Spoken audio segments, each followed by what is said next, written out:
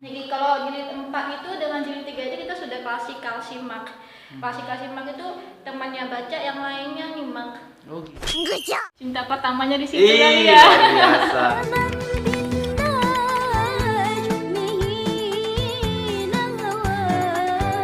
Jargonnya itu kan soleh, mandiri, smart. Smart kan cerdas ya.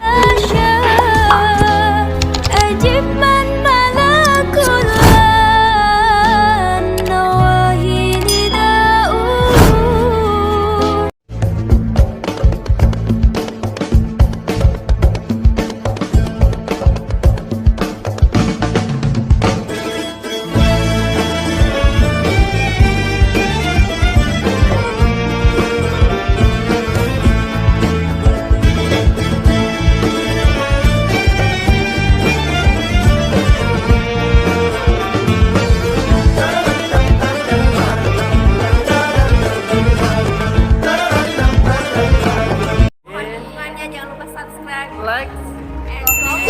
share. Jangan lupa share juga ya. Tekan tombol loncengnya.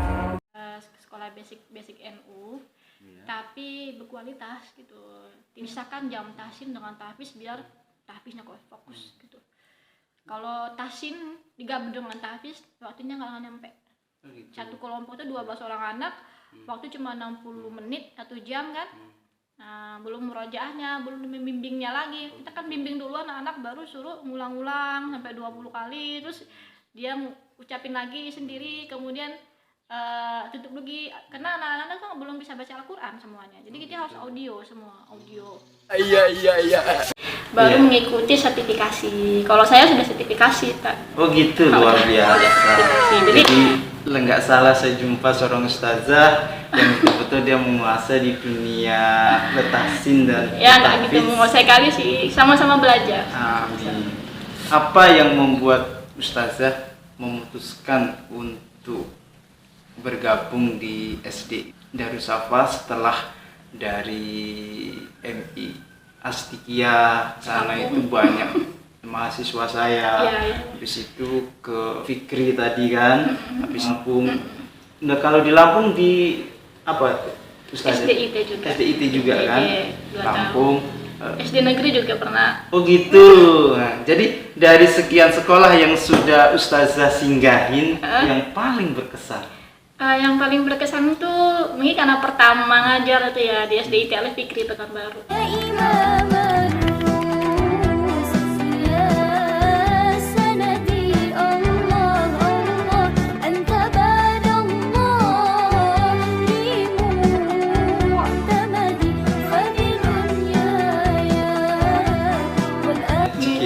Semangat gitu ya. Masuk ke sekolah yang gurunya agak kaku-kaku, sama anak kurang ramah. Bilang bukan ramah, dia terlalu menjaga image kok, terlalu menjaga berwibawa gitu ya. Betul. Jadi agak kalau kita sekolah, karena kita anak-anak ya, anak-anak, apalagi anak kelas 1. Anak kelas 1 kan dia transisi dari anak TK, dari TK ke SD. TK dulu dia masih gitu ya, terus tiba di kelas 1 kita udah langsung pasang yuk bro gitu ya. Ya kita harus ada ini juga, harus ada transisinya lah. Anak-anak tuh sebelum diajarin terlalu kaku gitu, bosan mereka gitu. Iya. Jadi terkesannya di situ di Alif Fikri itu. Cinta pertamanya di situ kali ya. Biasa.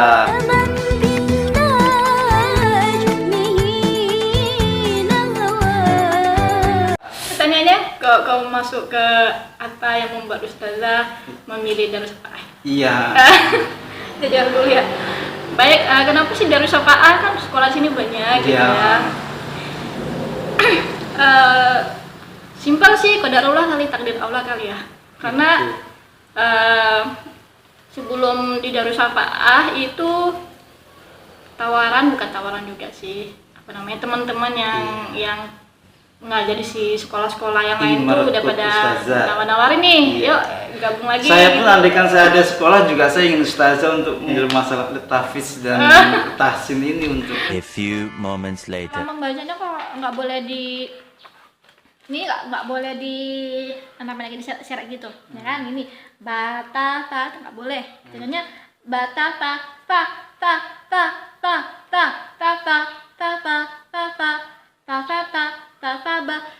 diajari lihat baca. Jadi nggak mikir dulu. Ta'aba, nah itu nggak bakal naik halaman tuh. Dia harus baca cepet. Ta'aba, ta'ata. Gitu. Untuk mempersiapkan mereka nanti di jilid 3 udah mulai pengenalan mat tabi'i kan.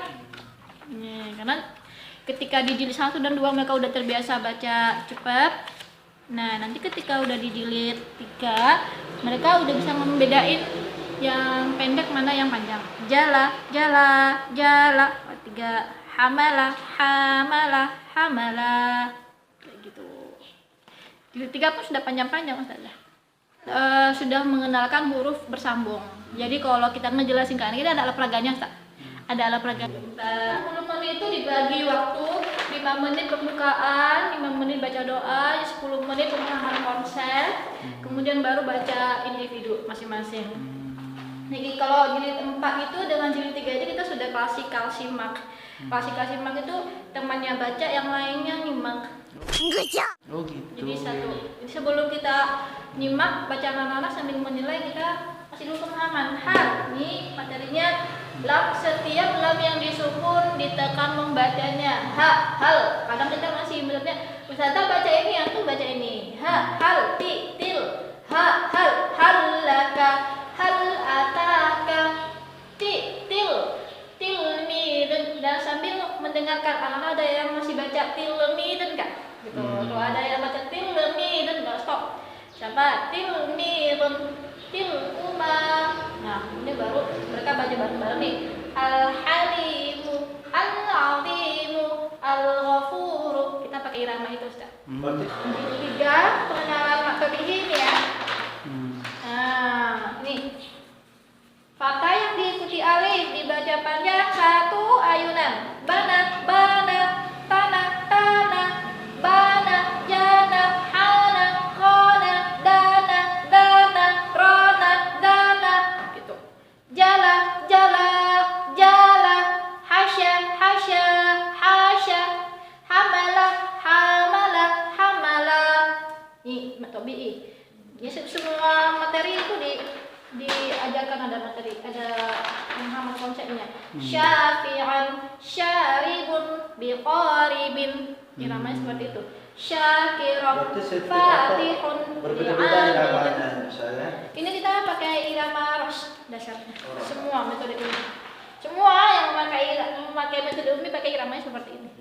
Andaikan digabung semua alumni metode umi seluruh Indonesia, baca Al-Qur'annya sama iramanya. Sekarang tak sama seragam. Nah, kayak gini udah masuk irama ya. Oh, di sini halamannya ada halaman 12 ke 13 di buku kok masalah. Wa idza ra'aka dzalika dahaha, ya rendah tinggi. Qala kadzalika qala ma nahakuma na تعبان وجهي وعيونك حرتني دنيا سلت حلحاني وبحياتك راحتني كراحتي Anak-anak dengarnya senang bacanya. Wa ma tahaha dzalika qawaman. Ya, ini tidak panjang. Kenapa? Ini karena bukan fatah tapi fatatain. Kita selalu masih pemahaman gitu. Wa sa'alaha wa hadza kitabun, dan seterusnya. Anak ini ketika mereka praktis di kelas, mereka dapat bintang. Wih, banyak. Bisa menjawab, Terai. duduk tertib. Nah, nanti kalau misalnya anak yang dapat ini, dia buat kesalahan, maka nggak langsung dicabut bintangnya. Kita masih dulu peringatan 1, peringatan 2, peringatan 3 masih ribut, cabut 1. Itu punishment-nya. Bungkus. Yang terakhir, kesan seorang ustazah menghadapi santri-santri siswa-siswi yang ada di sekitar daerah Siak. Kesannya sih, kesan apa nih? Kesan baiknya atau kesan buruknya? Yang baik-baik ustazah Yang baik-baik mengenai kesan-kesan. tahfiz dan tahsin di dalam proses pembelajaran. hampir 6 bulan lebih kayak satu semester udah dilewatin. Iya. Sekarang udah masuk semester 2. Anak-anak itu kalau menurut saya unik sih, unik dan butuh terus dimotivasi baik di rumah dan lebih-lebih di rumah. Kenapa? Kalau di sekolah kita jam pelajaran tahfiznya 1 minggu itu kan cuma 8 jam. 8 jam. 8 jam itu udah banyak banget ya kalau menurut saya ya. Kalau 8 jam. dibandingkan dengan sekolah-sekolah lain yang tidak tahfiz, yang Iya. bukan rumah tahfiz. Karena Senin sampai Jumat itu tahfiznya 8 jam, tahsinnya 8 jam. Jadi kalau digabungkan tahsin dengan tahfiz itu 16 jam pelajarannya. Ada anak-anak yang dihafiz dia maju, Ustaz. Oh gitu. Cepat. Tapi di tahsin dia masih di jilid 2, masih belum bisa membedakan mana jim, mana ha, mana kho. Oh gitu, iya. Ada iya. anak yang seperti itu. Iya.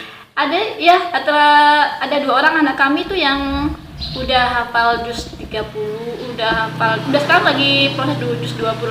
Oh. Ya, juz 29 ada yang udah selesai, Selesai, mau ya. juz 28. Ini juga karena dibantu dengan orang tua di rumah ya. Oh gitu ya. Murojaahnya. Tapi si anak ini kalau di tahsin dia masih jilid 2, Ustaz. Oh gitu. Oh, Jadi iya, masih iya. jilid 2 itu kalau tasnim itu masih kayak pengenalan harokat selain fathah. Oh, Ya, gitu. ahadun, sajadun kayak gitu. Nah, Gitu.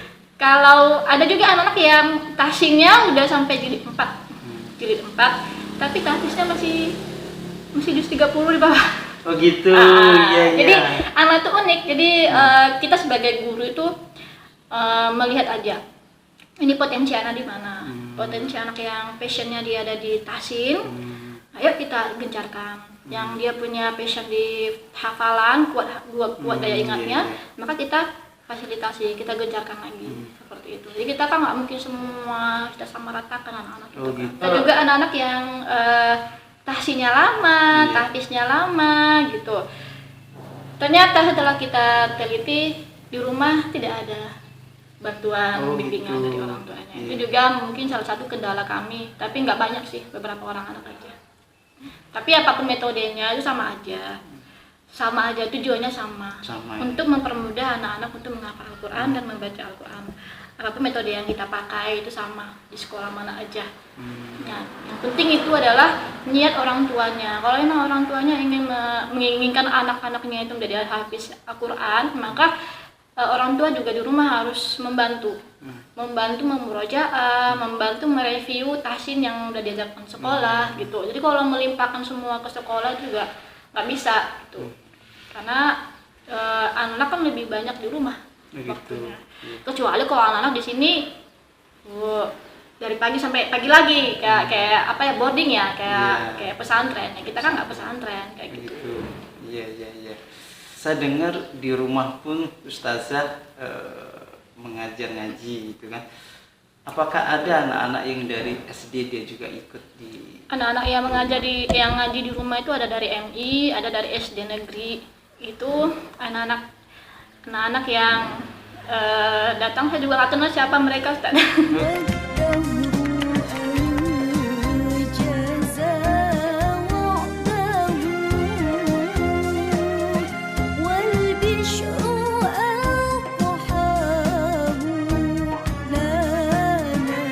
Jadi mereka itu tahunya saya ngajar ngaji, awalnya kan ngajar ngaji untuk keponakan saya aja gitu, gitu. keponakan yang ada di rumah. Oh gitu ya. Mungkin ya kakak saya yang ngomong di mana-mana gitu, gitu. datang aja, datang mau anaknya minta diajarin ngaji. Oh gitu. Kemudian yang ada lagi kemarin udah tambah lah seperti itu. Ada dari SD negeri juga.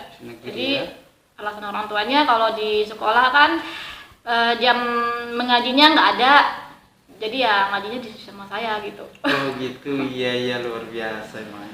Ilmu yang saya dapatkan dari apa yang Ustazah sampaikan, insyaallah nanti ketika Allah memberikan rezeki kita untuk berjumpa lagi.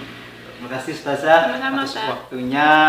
Ini dapat berjumpa langsung dengan seorang Ustazah untuk membahas mengenai tahfidz dan tahsin yang ada di SD Darus Safah.